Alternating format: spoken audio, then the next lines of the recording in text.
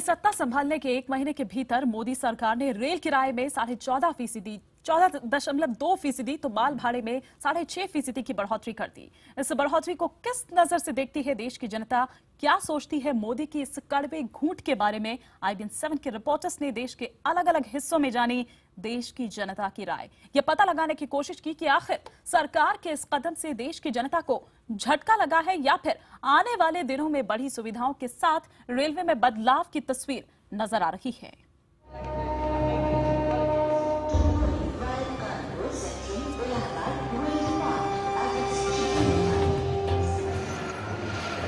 Rail किराए में अब तक की सबसे बड़ी बढ़ोतरी की गई है।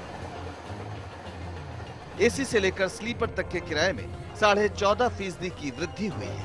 इसे लेकर क्या है जनता का मिजाज, इसे जानने के लिए IBN 7 ने देश के हर हिस्से में लोगों की राय जानी।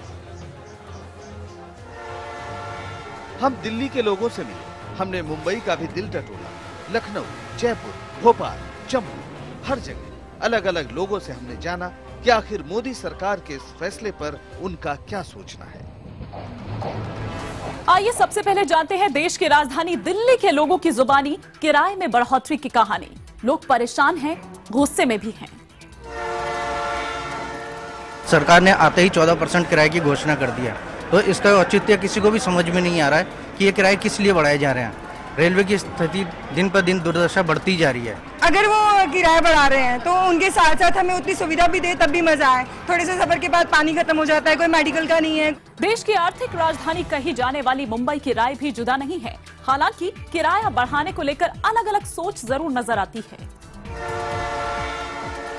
अगर रेलवे अपना किराया बढ़ाती है तो हमारी ये सरकार से यही उम्मीद है कि वो अच्छी सुख सुविधाएं इसमें लेकर आए, चाहे वो हाइजीन के बारे में हो, चाहे वो सुरक्षा के बारे में हो। लोग बोलते हैं कि मोदी सरकार आएगी तो अच्छे दिन आएंगे, ये अच्छे दिन के बजाय आते ही शुरू में बुरे दिन चालू कर दिए। इसका मतलब पब्लिक को लौट देना हो गया ना सीधा सा। फिर हमारे रिपोर्टर्स की जनता मेल ने रुख किया उत्तर प्रदेश की राजधानी लखनऊ का। यहाँ भी लोग किराया बढ़ाने से नाराज तो हैं, लेकिन एक तर्क ये भी है कि सुविधा मिले तो नाराजगी कम हो जाएगी। सुविधाएं बढ़नी चाहिए, अगर सुविधाओं को बढ़ाने के लिए किराया बढ़ाया गया है तो ठीक है। किराया कम करना चाहिए, न कि बढ़ाना चाहिए। और महंगाई पहले से इतनी थी कि आदमी की कमर टेढ़ी हुई है।